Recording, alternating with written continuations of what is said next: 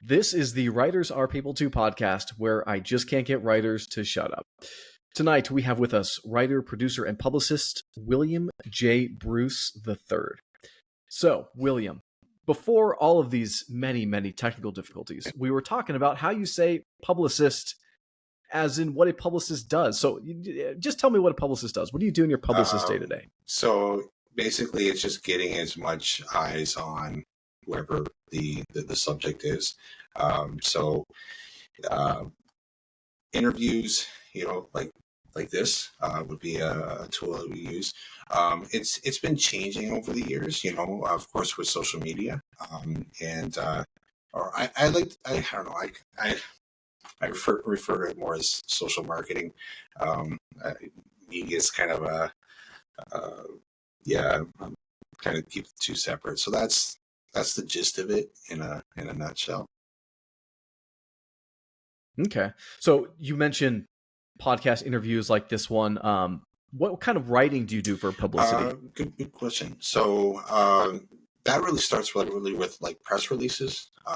So basically just getting information out that way. And then for me, so I'll tell you my journey, right? So I started, doing press releases, but then that sort of changed when there was a magazine that they're more than willing to do a story, but they didn't have a writer. So then I was like, okay, well, I'll do it because as I said, it's all about the numbers, right? So, and for myself, it's not something that I knew what I was doing when I started. Yes, I'm just going along with it, right? Trying to figure everything out. And and then that evolved. And then there was I remember we did a few magazines like that, and then I had Ken Ramsden. He used to be with Reader's Digest, so I was writing for a publication that he did with the Salvation Army, and he had bigger numbers, and so he expected more. But I really grew from that particular article in particular because he really, as I said, I really learned a lot from him. Things like, show don't tell, right to length, expressions like that, which were foreign to me because I was like, I just wrote it at first, you know what I mean? And so, yeah. So. Mm-hmm. So this was the first time you'd ever written anything. How old were you at the time? I was 27. I'd written before that, to be honest, but it wasn't anything with real intent. It was just, you're just writing for the sake of, a hobby. That was when I, started honing in on the craft and understanding more of, the machine behind it. Okay. So you mentioned that you've been involved in the film industry as well. What kind of stuff have you done in the film industry? So we started first as a production assistant, which is basically you're basically a gopher on the set. And actually, to be honest, I shouldn't even say that because I wasn't even on the set. I was around people, but I was very much behind the scenes. So then that was for a movie called Home Beyond the Sun, and then I had taken a few years off because I didn't really know how to kind of, I sort of fell into that. And then as time went by, I didn't know how to kind of get into the industry. And then I ran actually into the producer of that film years later. I didn't know him at the time. But anyways, so then it was going through scripts and sort of helping to edit those. One in particular was In the Blink of an Eye that had Eric Roberts in it. So worked on just sort of editing the script, which is very different because, a script reads very different than really almost anything because you put like exterior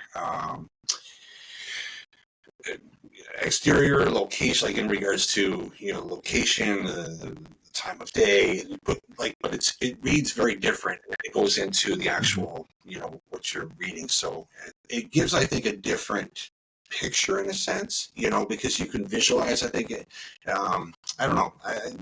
I think a novel reads a certain way and a script reads a certain way, but yeah. So I did that. Well, so pause for a second here on script revisionist. I think is what you call that position. Are you working directly with the writers of the script and saying, "Hey, I think you should change these things," or are you working on formatting, or like what revisions are you making to the script? So this is so it was under Byron Jones. He's a film producer, so he would be one of the people who's collaborating. He's one of the writers for the script, and he would flip it over to me. I at first a lot of it was like, so he wanted to really kind of school me in the industry. So he showed me like pretty much everything. I was kind of like a disciple of his, if you want to say, for lack of a better term, And so yeah, so he'd flip the script over to me, and I would comb through it. And I remember that one in particular because it's like Groundhog Day for that particular film. It's you have the same day repeating itself. So in that one, it was a little bit different because it was looking for consistency, for each of the days except for the things that are supposed to change. Sure. So your current project has the working title Hate. Tell me a little bit about your current project. Okay. So it kind of started. So like, I think it was 2017. There was like Chris Cornell had died, and Chester had died, and uh, Cranberries. What's her name? Anyways, they had all passed, within like a 6 month window. And I remember when she had died in particular, I was just like, I said an explicit word. I was like, I can't believe another one had died. And I don't know, it just really bothered me. Like as a fan, like I kind of look at them, and I draw a lot from music, and Mhm. we'll get into that later because it affects my writing. But uh, I looked at them and I thought, a lot of times we look at celebrities from a perspective of them being a celebrity, and I was just looking at them as a human, and it really troubled me that they're passing and at their age, and the circumstances surrounding. And so that was what so I think the novel basically started as my own way of kind of because I created a story about somebody who died, and it was under mysterious circumstances, and that's how the story started, and then of course it's evolved from there. And um, it's a psychological thriller, so there's you know that's there. So that was it. Maybe you can So, ask me so some. you said it's a psychological thriller. How do you incorporate psychological thrill? I mean, like in a movie, for example, you can have the music be intense and you can have camera angles and jump scares and stuff, but how do you do that in a book? I don't know how other people do it, but for myself, and this goes back to kind of the acting side. I have a friend who's an actor, and he had talked about what do you call it, method acting, and it really intrigued me. Um, so for those who are unfamiliar with method acting, it's basically you're trying to get into character, and people will go to great lengths. Everything from going back to like mentally to being abused as a child, so you can pull out those emotions, to locking yourself away for a week and starving yourself, like whatever you got to do to kind of get psychologically into the character. And so that was, if you want to say, the psychological part of it, that so that I could kind of just understand the character. I just, everybody, I didn't lock myself away for a week or nothing. But Well, you weren't doing it right then. sorry. You Yeah, weren't doing it right then. yeah, yeah, right. But I did just I got into some stuff. I won't get into it here, but yeah, just to sort of understand, because I really wanted to pull the emotions out. I want to make sure that when the reader's reading it, that it's not. I don't want it to be, as they say, going back to show don't tell, right? I don't want it to just be telling about it. I really want to, like, I want the reader to feel it, and so that would be my technique. Because as you said, yeah, there's no backtrack, like a sound recording there to, because if there's a horror movie, there's always like that music that creeps up first, right? And then the person turns around and there's the boogeyman, so to speak. So don't really have that to kind of work with. But yeah. So I'll read this blurb here that you have for it. You say, It's a dark, chilling story about a promoter named Irvin. Interesting how we were talking about how you were a publicist and there's a promoter in this. Is there any sort of overlap between you and this character? There, there is. It's hard because I'm not sure how much to share. Like, like I'm still writing this, and Hmm. there's so much that I want to share, but then I'm like, okay, if I share it, am I giving too much away? But yeah, there's definitely overlap. More, I think it's more of an emotional overlap. It's my own. So like going into so there's actually, to be honest, I'm gonna get myself in trouble here, but I there's two characters that I've kind of taken a bit of me for this character and a bit of me for that character. It's a maybe a dicey move because to try and make two characters out of myself. But I think the reason why is there's the dialogue between the two is sort of like the stuff that I've sort of witnessed from my own dialogue with other people. So Hmm. I wouldn't say, so let me rephrase that. They're both off of me in one sense, but not really, if that makes sense. So the one character is sort of a uh, collage of other characters that I've. Yeah, I mean every character is has a little bit of us in it, right? Yeah, yeah, And I mean that's how we write is what we know, and then we have to take in like a collage, like you said, bits and pieces of other people and pop them into this new individual who we're just making up and doesn't really exist. Um, going back to how you kind of started talking about a lot of these celebrities that were dying, I've noticed that artists often have a weight upon their shoulders, an emotional weight, perhaps a mental darkness that they're dealing with that no one else understands. I mean, I think that lends a lot to the art itself. Like we have to yeah. express ourselves, we have to get it out and hope that other people can understand what we're going through. Do you touch on that at all in the book? I I do. I don't know how. So I do. I don't like it's not like a purpose. Like it's not like I'm. How do I put it? Uh, I do, but I'm trying to make it as subtle as possible, because yeah, there's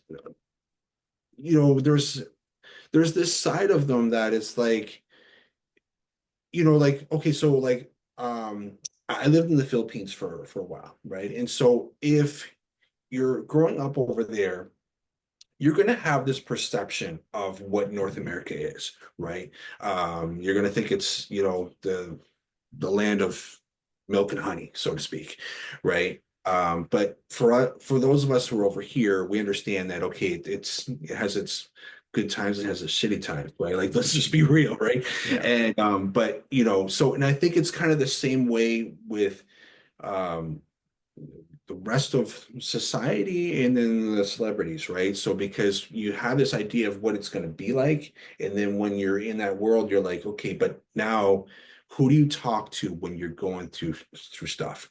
You know what I mean? Like it's like because let's face it, like you see people like okay, I'll use Justin Bieber as an example, right? Like I look at him and I feel bad for him, right? Like I mean, I think a lot of us have become more aware, given what's happening with Diddy's situation and whatnot. But I mean, who do you go to when you're at that level, right? If you're going through crap, right? Who are you going to talk to? How are you going to like, how do you convey that, right? Because people are like, well, you got everything, right? But the thing is, you still have emotions, right? You still have hurt, you still have loneliness. Loneliness is like that plagues everybody. It doesn't matter who you are, right? So money doesn't take that away. Fame doesn't take that away. And actually, fame might even make it even worse because now it's like, okay, who do you trust, Mhm. right? So it's those are the things that I think really kind of isolate a person and make it Yeah. really hard.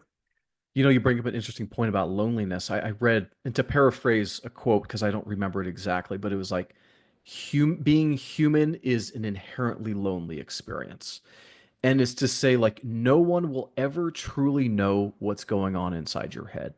You can be completely intimate with someone and explain everything to them, every single one of your thoughts, but you're still putting it through the lens of language.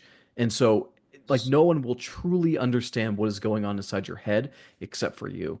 And I think again that's the bane of an artist is we want people to know what's going on inside of our heads, perhaps for an egotistical reason. One of my other favorite quotes is writing is an act of ego, and we might as well admit it. It's just to say, everything that's going on in my head is so important, I have to write it down for you to see too, right? But yeah, it's difficult to be an artist and to be misunderstood. Yeah, yeah, for sure. And I like that how you put all that. That makes a lot of sense. Yeah, I Yeah. think you packaged it very well. Well, thank you. Very well. Um, music. You mentioned the music a little bit. How has music influenced your writing, whether it be the music itself or the artist behind it? So music itself always sets the tone. And Alter Bridge is a lot of times like my kind of go-to. I veer from there, but that's usually my starting point. Because Miles, he has like these kind of dark lyrics at times. A lot of times he's talking about death, and so especially it lends itself to this current novel because of it being on that, and he does a lot of reflective. So yeah, there's that. So yeah, so you got both the music and the artist. I just share there. So moving on a little bit to your memoir, Yes. Penholder. So the blurb says that it offers readers an intimate glimpse into his life, chronicling his journey from the apex of success to a harrowing brush with death, followed by a profound spiritual awakening that restored his life and purpose. So I love a good character arc. And not to say, hey, your life is just a character arc. I'm sure it's so much more than that. But like, walk me through this near death experience you had and what you learned from it. Okay, so this is like it. I'll be honest, it's really hard to talk about. In 2007, well, I'm sorry, I'll go back to 2006. I was going through a really rough time. To be honest, it was a breakup, and it affected me harder than I would care to admit. It really affected me, and so um, fast forward to 2007, things are coming together. That's actually when I started. Became Ted's publicist, and then of course I got in with PureFlix, doing their stuff there. PureFlix is a company that's now owned by Sony. They're yeah, so doing that, and so, but even though I had this new world that I could play in, I was still carrying, that this hurt. And to be honest, one day I just did something stupid. I wanted to hurt myself. I won't get into the details, but I wanted to hurt myself, and I went too far. And I was in extreme pain. So I went to the hospital. At the time, I thought, okay, this is not, I knew I was in pain. I knew I had to go to the hospital, but I didn't realize the extent of the situation. So I shouldn't even say the hospital. At first, it was um, it's not a walk-in clinic. It's Like an a urgent care kind of thing. yes, and when they understood the situation, they took me by ambulance to the main hospital. So that's when it's like that's when you're it's bad. And so I was in the emergency, and they told me to get dressed. You go into surgery, and that freaked me right out because I did not realize that I really thought this was going to be something where they're going to give me some medication. It's all just gonna go away. And so I remember at the time, so I had a cell phone, but you're in the hospital, and I this was back, it's 2000, 2007. I'm trying to remember how this all went. But anyways, I remember I had some quarters on me. I don't know why, but I went to a payphone, and I started making calls. I don't know why. I'm trying to remember why I went to the payphone. But anyways, I called a couple people, for them to come down to the hospital, in particular my parents. And I remember at the time, uh, I I called like my mom picked up, and then I don't know, for whatever reason I couldn't share to mom the situation, and I asked for my dad to come down to the hospital, because they told me I needed surgery or I could die, right? And so it was like, it was scary. So anyways, everybody shows up, and my dad brought my mom and everything, and they actually the doctor had talked to my parents and a couple other people and said that I needed surgery or I would die. So it went from a could to a would, and so that was So, anyways, to make a long story short, uh, I wanted to believe that God could heal me, right? I knew that He could see, and this is where my wrestling was because I believe in God, and I believe that He can heal, and I believe that He can forgive, but it was pairing the two together. I just couldn't in my mind. I'm like, I can't do it, right? It'd be like if I had accidentally walked out in front of a Mack truck and got hit, it wasn't something that I did. I would feel more comfortable, accepting a healing, or same thing too. If I had done something wrong, but not crossed a particular line, I would feel more comfortable, forgiveness wise, But this was a really bad situation, and this was all me, and I had to own it, and I had to just, so I had a one-on-one with the doctor that night because they brought an emergency surgeon, and I asked him, can I make it through the night, without the surgery, and so I should give you where I was at this point. They had me on morphine as the surgeon was on his way over. And I remember the pain was so bad. I was kneeling at the side of the bed, and I was punching the side of the bed because I was just in so much pain. And so when he arrived, they I asked him, and he basically said I could make it through the night, but the damage could get worse, so to speak.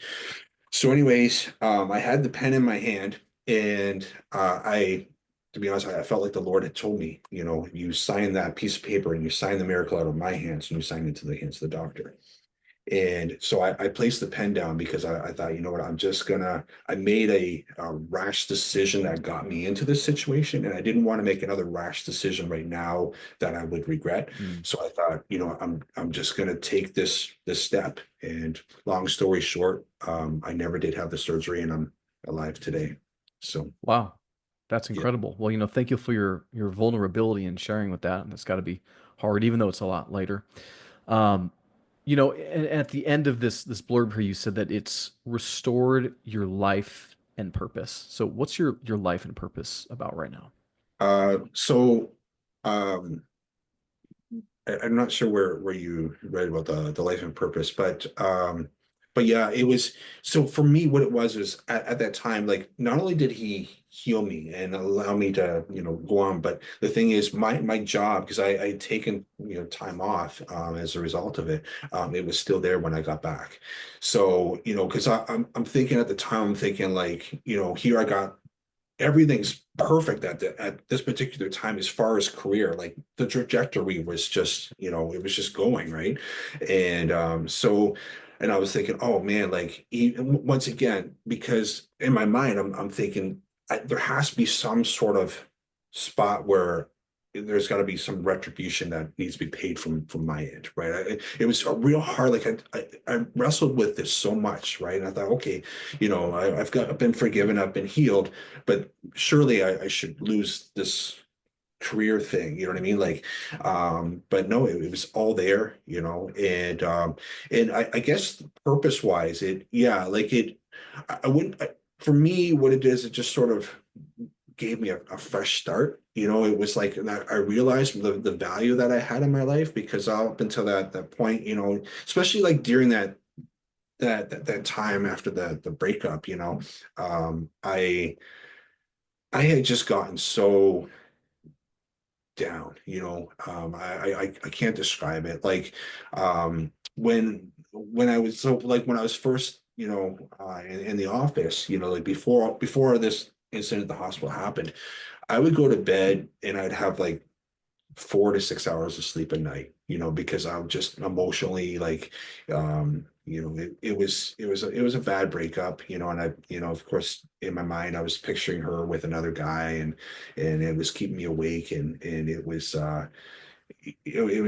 really hard. And of course, you know, when you have a breakup, there's two sides to everything, right? So everybody kind of goes there, you know, there's like this great divide. And it's really hard to talk about. It's like embarrassing, but you know, this is where I was. And you know, mental health has been something that has been, I think, there quite a bit over the years.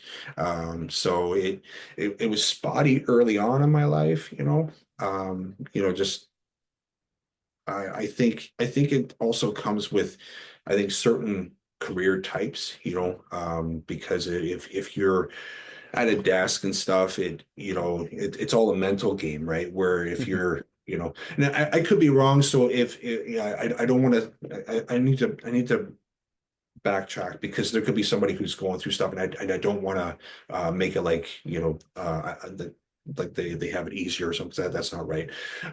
But yeah, like mental health is, you know, something that for me had been something that's, you know, even if I'm honest to today, there's times that I'm going through stuff, and it's just something that just gotta, you know,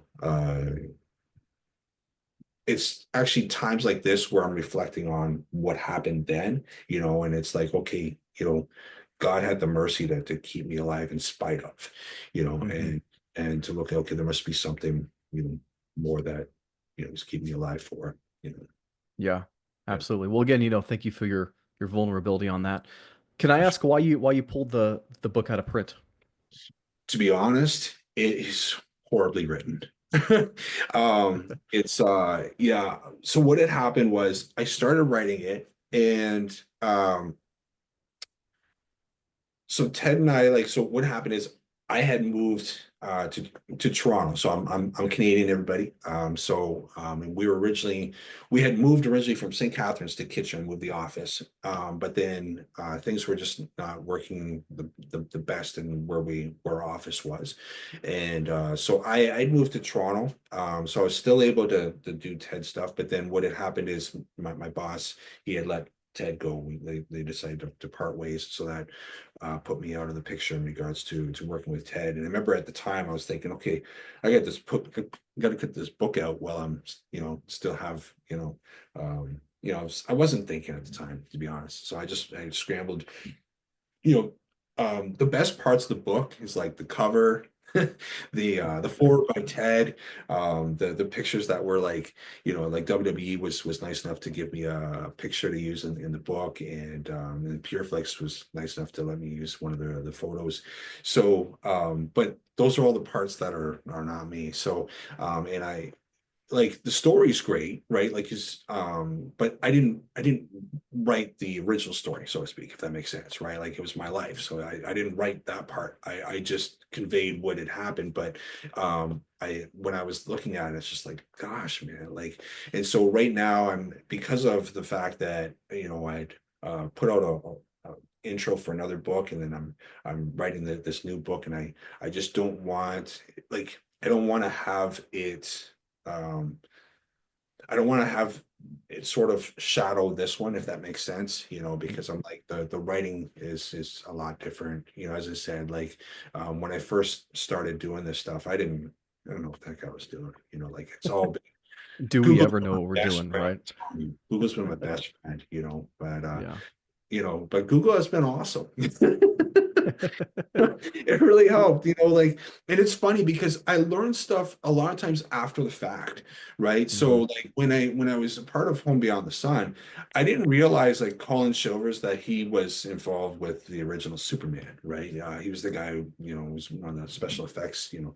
So it was to, you know, I find this out afterwards, or like with Ted, about, you know, if you look at Google Trends, that was the highest peak, was the time that I was handling. I didn't know at the time, right? I'm just doing this thing, and then afterwards you get done. And especially at that time, it was really like, um it was just insane, like the speed you're going at, because you have to keep going, go, go, go, go, go, right? And so when it's all over with and you look back, you're like, wow, like, you know. So Google, thank you. Awesome. Well, as an artist to artist, I would love to encourage you because you have a great story. Revisit that someday. Maybe you can look at it and say, I learned a lot writing that, but I want to rewrite it now and get my story out there, because the story of pulling yourself back from the brink of death, or having God pull you back from the brink of death, and then having a purpose in your life after, that's a powerful story. Thank you, Matt. Yeah, there may be one day where there's like a memoir, but I was actually thinking about it the other day, like because I've been doing interviews lately, and it's kind of like now I'm like it feels kind of weird because whenever you do an interview, you're always talking about yourself, right? It's just like now I'm like, man, the last thing I want to do is a memoir. But there may be like one day when I'm like old, and I've got that written down, and then I just have to like format it so it sounds Mhm. better. Awesome. Well, you got any final comments before I let you go? Matt, it's been awesome to be on your show. It's been a blessing. And yeah, if anyone wants to check me out, it's WilliamJBruce3rd.com. And other than that, I guess that's all. Yeah. All right, everybody, we had William J. Bruce III. Have a good night.